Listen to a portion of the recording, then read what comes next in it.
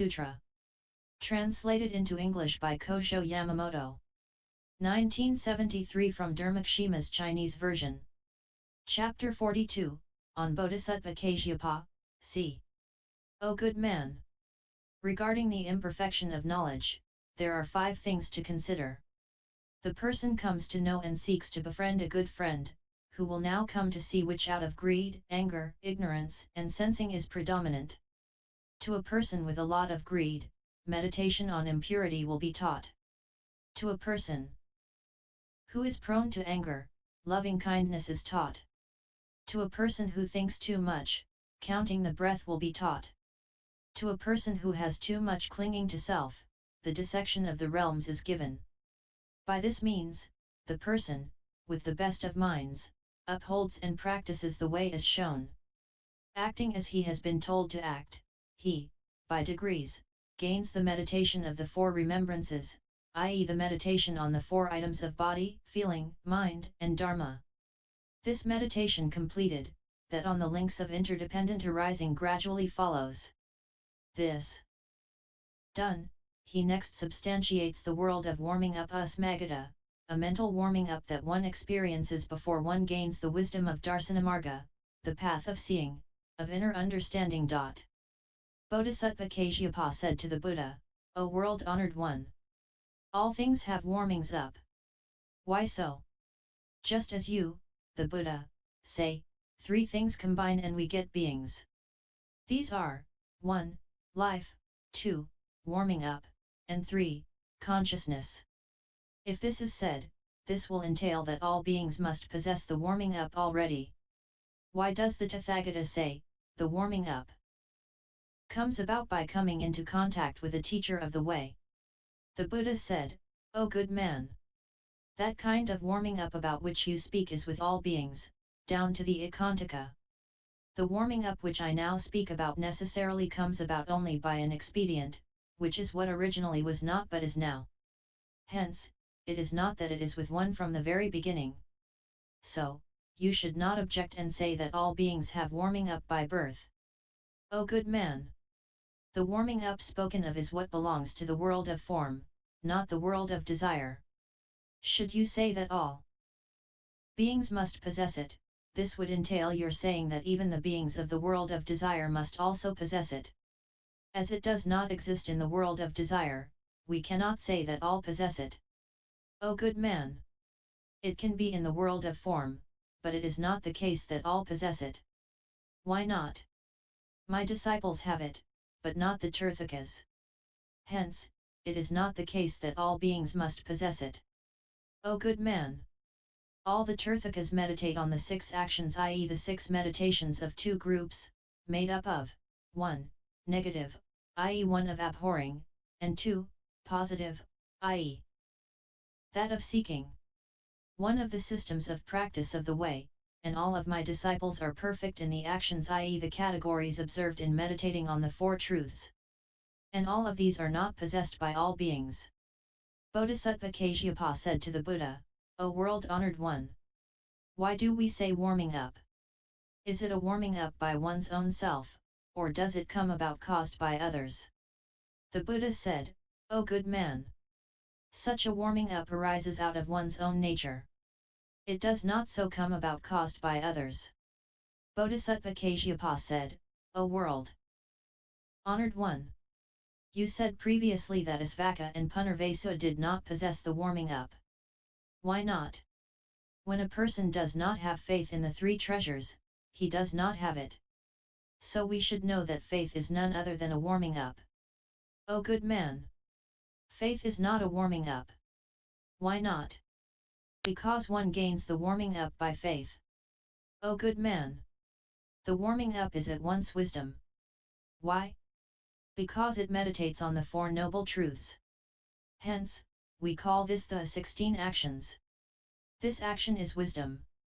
O good man! You ask why we say to warm up. O good man!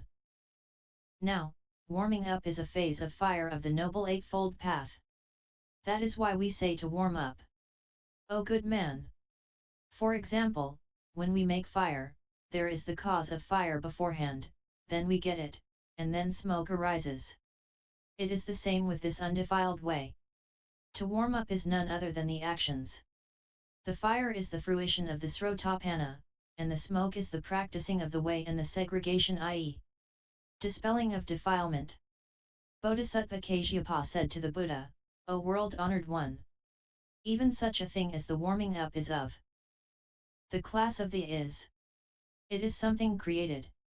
This thing gains, in return, the 5 skandhas of the world of form. Hence is, and also the created. If it is a thing created, how could it represent the undefiled way? The Buddha said, O good man! It is thus, it is thus. It is as you say. O good man! Although this warming up belongs to the category of is, it truly destroys the created and the is. Hence, it represents the undefiled way. O good man! A man rides a horse, and he both loves and whips it. It is thus. It is also the same with the mind that warms up. Due to craving, life is gained, and due to abandoning, i.e. renunciation, one meditates. For this reason, it is a thing of the is. Though a created thing, it does represent the right path. Those who gain the warming up are of the kinds and the of the world of desire. These persons are all clad in defilement. It goes from 1/10 up to 9/10. As in the case of the world of desire, things go from the first dhyana up to the thoughtlessness and non-thoughtlessness. Heaven. We say that there are kinds. Such a person, on gaining the warming up, never cuts off the root of good, commits the 5 deadly sins, or performs the 4 grave offences. Of this person, there are 2 types. One associates with a good friend, and the other with a bad friend. The one who associates with a bad friend is up for a time, but sinks again. The one who associates with a good friend looks all around. To look all around refers to the topmost height one. The nature of this stage is as yet of the class of the 5 skandhas, and yet is related to the 4 truths. Hence, one can see all around. After the stage of the topmost height, the person attains that of cognition too. The same is the case with the stage of cognition, too. The nature is of the 4 skandhas, but is related to the 4 truths. This person next gains the lokakagradharma first of the world root of good, which is of the nature of the 5 skandhas and has causal relations with the 4 truths. The person, by degrees, gains the cognition of suffering.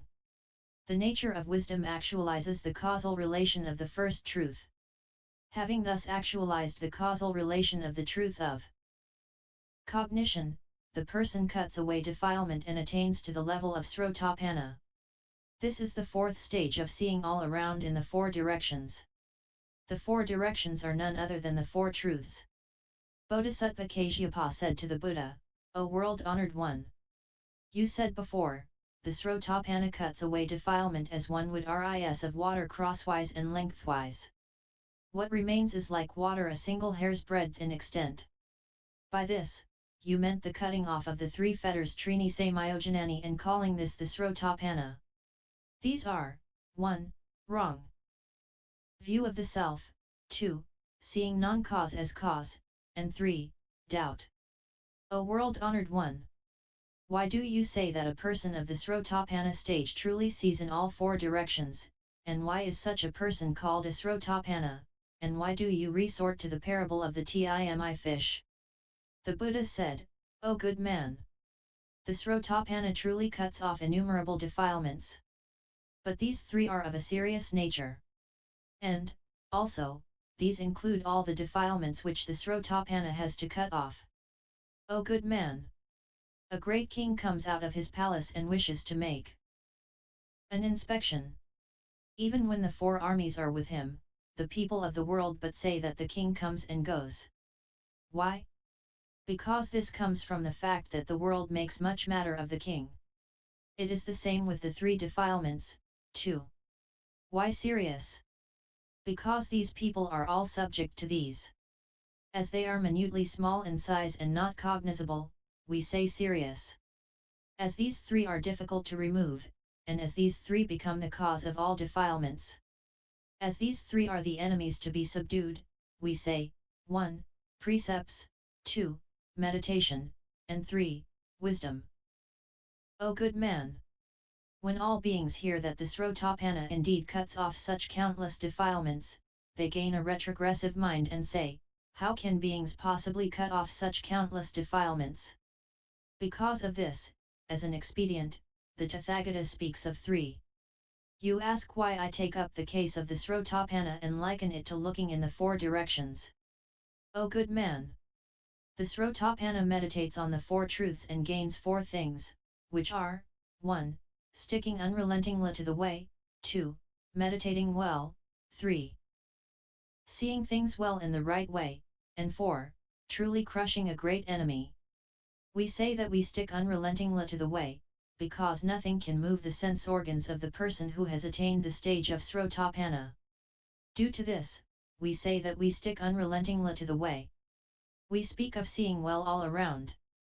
This means that the person indeed reproaches the defilements within and without.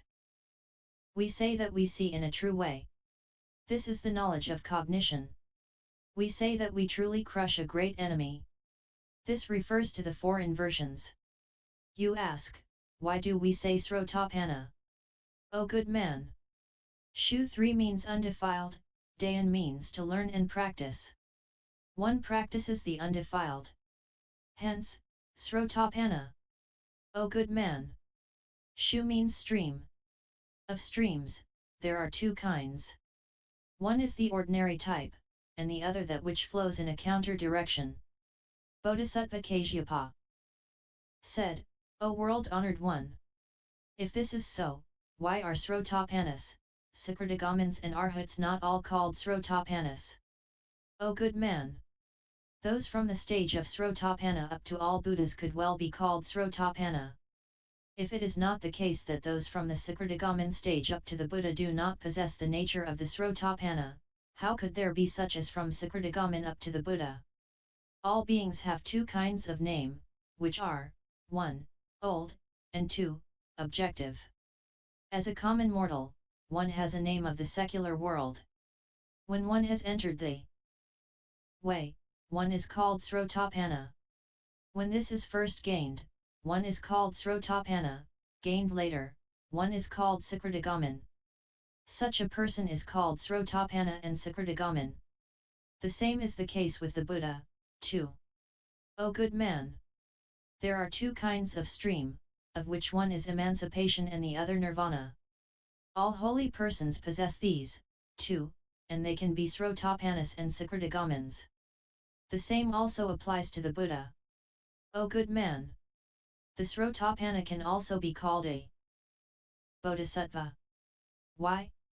The Bodhisattva is none other than a person who is perfect in the knowledge of extinction, i.e. the knowledge in which defilement is completely extinguished, and the knowledge of birthlessness, i.e. the knowledge in which one is awake to the existence which is birthlessness.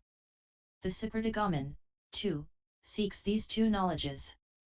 Hence, one may know that a person of the Srotapana stage can also be called a Bodhisattva. The Sakridigamin, too, can be called one who is enlightened. Why? Because he is enlightened regarding the darsana-marga, i.e. the stage of practice in which one first enters the great sea of truth and cuts away defilement, because he is correctly enlightened as to the law of causal relations, because he is enlightened in the ways that are common to all and those which are not common to all. The same applies to the Sakridigamin up to Arhatship.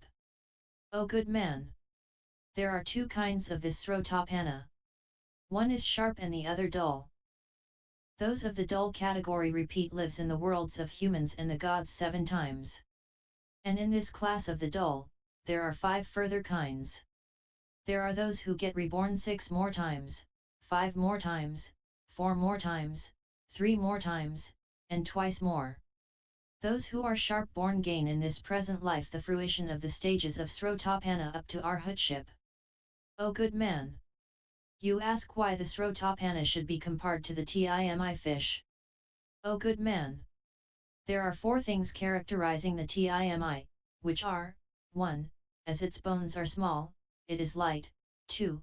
As it has fins, it is light, 3. it desires to seek the light, 4.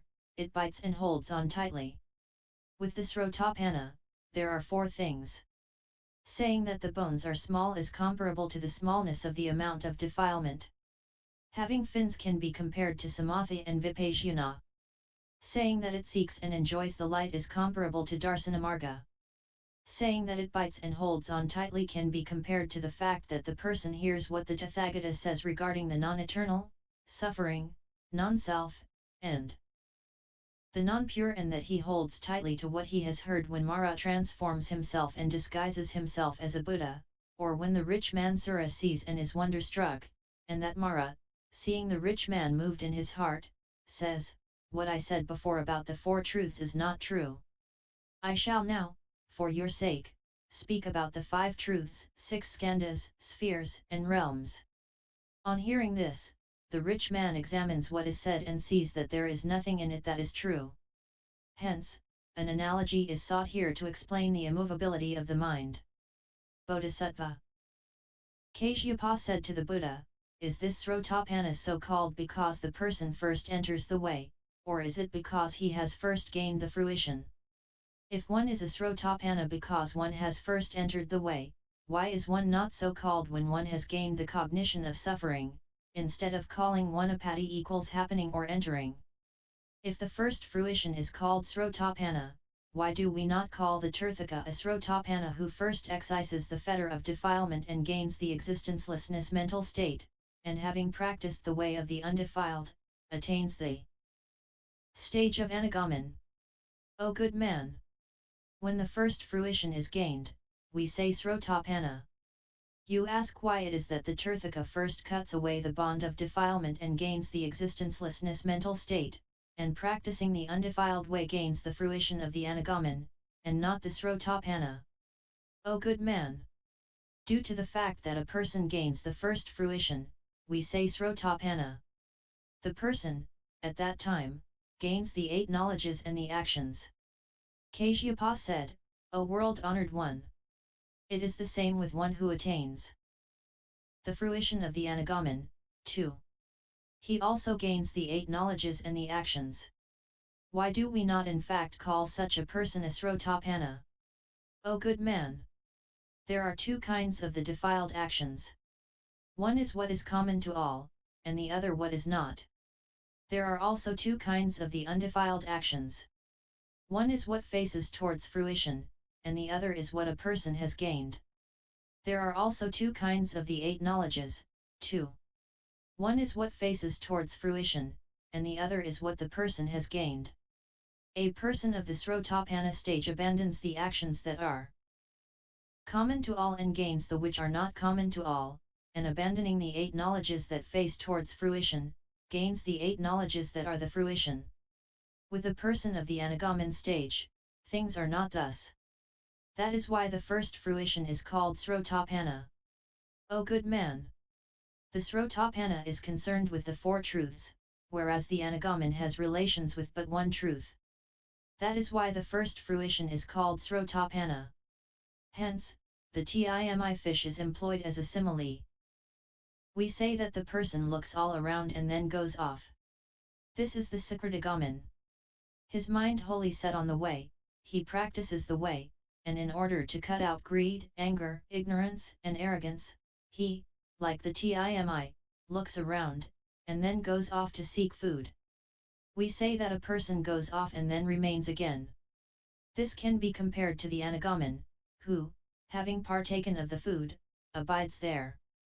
There are 2 kinds of this Anagaman. One is he who has now attained the fruition of arhatship and, practicing the way still further, gains the further fruition of the arhat stage. The other is he who greedily adheres to the samadhi of silence of the world of form and non-form. This person is called an Anagaman.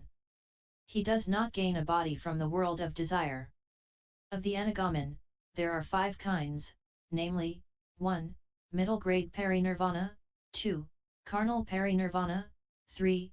Action parinirvana, 4. Actionless parinirvana, and 5. Upstream parinirvana. There are 6 kinds. Of these, the 5 are as above, and The sixth is the actual enjoyment of the fruition of parinirvana. There are also 7 kinds, of which the 6 are as above, and the 7th is the parinirvana of the world of non-form. Action parinirvana possesses 12 kinds, which may have the 2 carnal bodies or 4 carnal bodies. If one possesses 2 bodies, we call this being one of the sharp-born. If one possesses 4 bodies, we call this dull-born. Again, there are 2 kinds. One person makes effort, has no unmolested samadhi, whereas the second is indolent and has unmolestedness. Again, there are 2 kinds. One person abides in the samadhi of effort, whereas the second does not. O good man! There are 2 kinds in the category of what is done by the beings of the world of desire. The one is what the person does, and the other is the action gained by birth. A person of middle grade nirvana has works actions to do, but not works gained by birth. Because of this, such a person herein enters parinirvana. He abandons the carnal body of the world of desire, but does not yet attain the world of form. The sharp-born person enters nirvana herein. With the person of middle grade nirvana, there are 4 minds mental states, namely, 1. Non-learning and not non-learning, 2. Learning, 3. Non-learning, and 4. The person enters the nirvana of non-learning and not non-learning. Why middle grade nirvana? O good man! Now, of the 4 minds of this anagamin, 2 are nirvana and 2 are not. Hence, we say middle grade nirvana. There are 2 kinds of carnal body nirvana. One is what one does, while the other is action by birth. This person abandons the body of the world of desire and gains the body of the world of form. With effort, he practices the way, lives his allotted lifespan, and enters nirvana. Bodhisattva Kasyapa said, O world-honored one! If we say that the person enters nirvana when his life ends, how can we call it the nirvana of carnal life? The Buddha said, O good man! When the person is born as a human, he cuts off the defilements of the 3 worlds. Hence, the parinirvana of carnal life. We say parinirvana by action. The person always practices the way, and through the power of the samadhi practiced by this created body, the person cuts off defilement and enters nirvana. Hence, parinirvana by action. We say nirvana by non-action. The person knows that he will definitely reach nirvana. Hence, indolence arises.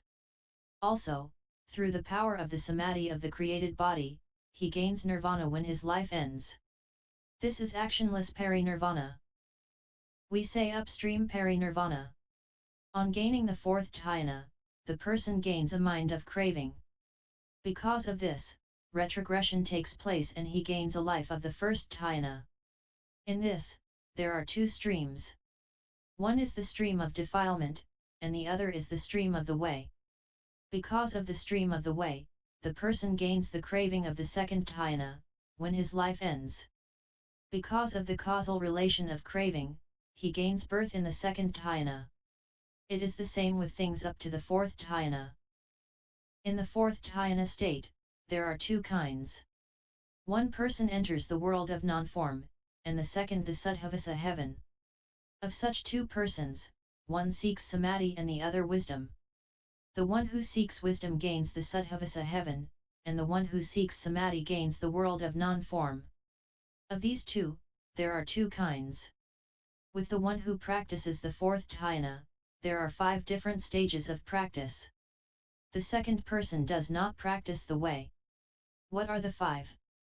They are low, middle, top, middle of the top, and topmost. The person who practices the way of the topmost gains birth in Akanistha heaven. The one who practices the way of the middle of the top gains birth in Sudarsana heaven. One who practices the way of the top gains birth in the heaven where he can see good. One who practices the middle grade way gains birth in the heaven where there is no oppressive heat. The person who practices the way of the low grade gains birth in the heaven of small width size.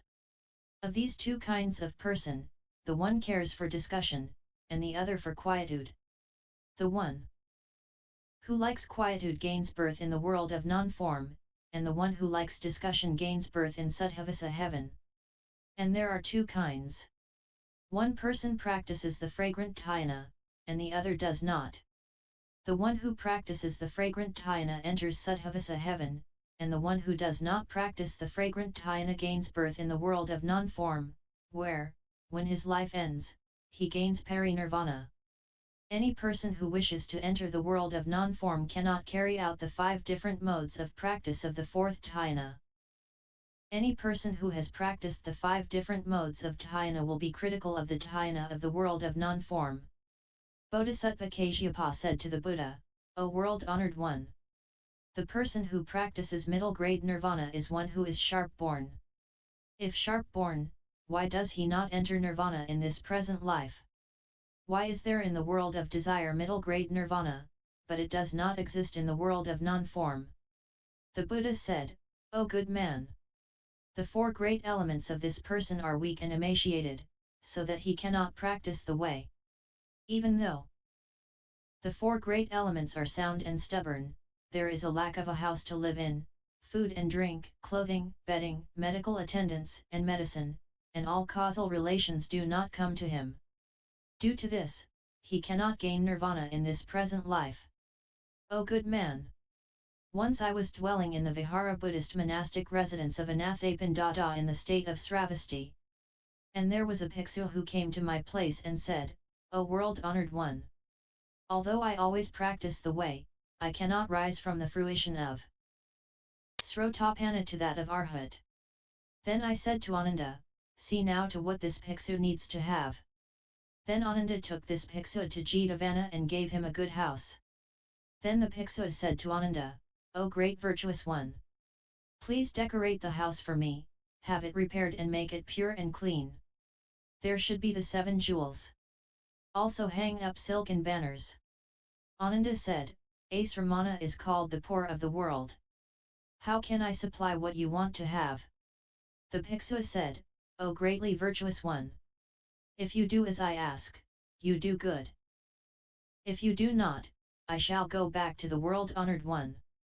Then Ananda came to the Buddha and said, 'O world-honored one! The bhikshu in question desires to have the place variously adorned with gems and banners. This is strange. What am I to do?' Then I said to Ananda, 'Go back to the bhikshu and meet his wishes, and decorate the place as he would wish to have it decorated.' Then Ananda went back to the house and made things ready for the bhikshu. Having gained what he wanted, he applied himself to the practice of the way. Before long, he gained the fruition of Srotapana and attained arhatship. O good man! Innumerable beings, though they must i.e. are bound to gain nirvana, lose their head due to a lack of things. Hence, they fail to gain it. O good man! Also, there are beings who have much desire. Their minds are busily occupied and they cannot meditate well. Hence, they cannot gain nirvana in this life. O good man! You ask why there is middle grade nirvana to serve the world of desire well to abandon the body, and why there is not such in the world of form. O good man! This person sees the 2 causal relations of the world of desire. One is inner and the other is outer. In the world of form, there is not the causal relation of the category of the outer. And in the world of desire, there are again 2 types of craving mind. One is the craving of desire, and the other the craving for eating. Meditating on these cravings, the person seriously reproaches himself. Reproaching his own mind, he enters nirvana.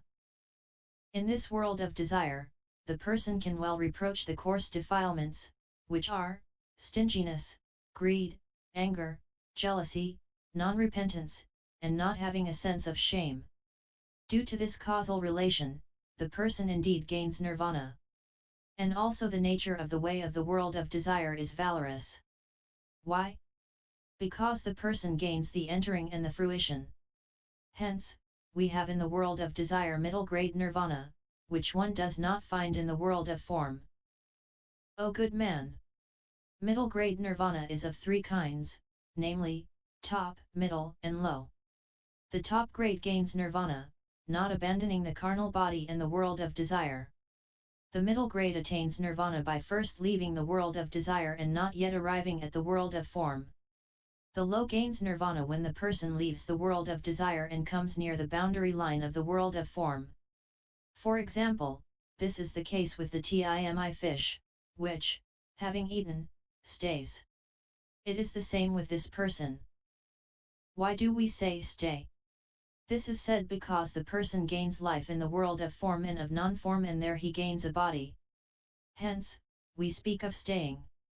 Humans and devas of the world of desire do not gain life in the realms of hell, animals, and hungry ghosts. Hence, we say staying. Having already cut innumerable bonds of defilement, there is little that is left. Hence, to stay. And, also, we say stay because that person nevermore does the things of the world of common mortals. Hence, to stay. He is not afraid and does not cause others to be afraid. Hence, to stay. He is away from the two cravings, stynogenous, greed, and anger. Hence, to stay. O good man! Gaining the other shore can be compared to the Arhat, Pratyekabuddha, Bodhisattva, and the Buddha.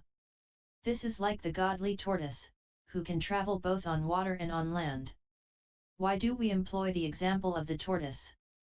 Because he truly shuts in, i.e. pulls in, withdraws the five things, i.e. limbs and head. It is the same with the Arhat up to the Buddha, who truly shut in the five sense organs. Hence comparison is drawn with the tortoise. We say water and land.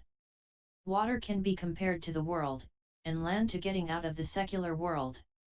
It is the same with these holy people, too. They indeed gain the other shore, as they meditate thoroughly on bad defilements. Hence, comparison is sought with traveling both on water and on land. O good man! 7 kinds of being in the river Ganges possess the name of tortoise. But they do not part from the water.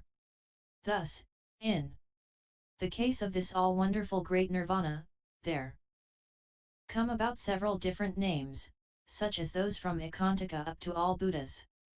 But these do not part from the water of the Buddha nature. O good man! With these 7 beings, be it that things concern wonderful dharma, non-wonderful dharma, the means, the way of emancipation, the gradual way, causation or result, all are the Buddha nature. They are the words of the Tathagata that come from his own free will. Bodhisattva Kasyapa said, O world-honored one! If there is a cause, there comes about a result. If no cause, there cannot be a result. Nirvana is the result. As it is something that is eternal, there cannot be any cause to speak of. If there is no cause, how can we call it a result? This nirvana is also called sramana and the fruition of the sramana. What is a sramana? And what is the fruition of a sramana? O good man! In all worlds, there are 7 kinds of fruition, which are those of 1. Through the means, 2. Repaying obligations, 3. Befriending, 4. That which remains, 5. Equality, 6. Karma, and 7. Segregation. We say fruition by means. In autumn, secular people harvest cereal and say to one another that they are gaining the fruition of the means which they have put into effect. The fruition of the means is called the fruition of karmic actions. Such fruition has 2 causes, namely, 1. Near proximate, immediate cause, and 2. Far out indirect cause. The near cause is the so-called seed, the far out cause is water, dung, human being, and effort. This is fruition which comes about from putting the means into effect. We say fruition by repaying obligations. Secular people make offerings to their parents. All the parents say, we are now reaping the fruit of what we did when nourishing our children. When the child indeed repays them, we call this the fruition. The case is thus. Such fruition has 2 causes, namely, 1. The near cause, and 2. The far out cause. What is near is the pure actions which the parents performed in the past, the far out refers to the filial child who developed. This is the fruition of repaying obligations. We say fruition of befriending. For example, there is a man who makes friends with a good person, i.e. a good teacher of Buddhism, as a result of which he can gain the fruits of the Srotapana level up to arhatship. The person now says, I now gain the fruition of befriending. The case is thus. Such fruition has two causes, namely, 1. The near cause, and 2. The far out cause. What is near is faith, what is far out is the good friend. This is the fruition from befriending. We say fruition of that which remains. By non-killing, one lengthens the lifespan of the third body. This is what obtains. This is the fruition of that which remains. Such fruition has two causes. One is near, the other far out. By near is meant purity of body, mouth, i.e. speech, and mind. By far out, the extension of the lifespan and the enjoying of old age. This is the fruition of that which remains. By equal fruition is meant what is common to the world at large. Such fruition again has two causes, 1. Near, and 2. Far out. By near cause is meant the 10 good actions which beings perform, by far out is meant the so-called 3 calamities, i.e. of water, fire, and war. This is what is called equal fruition. We speak of recompense fruition. A person gains a pure carnal body and performs what is pure in body, mouth, and mind. This person says, I am harvesting the fruition of recompense.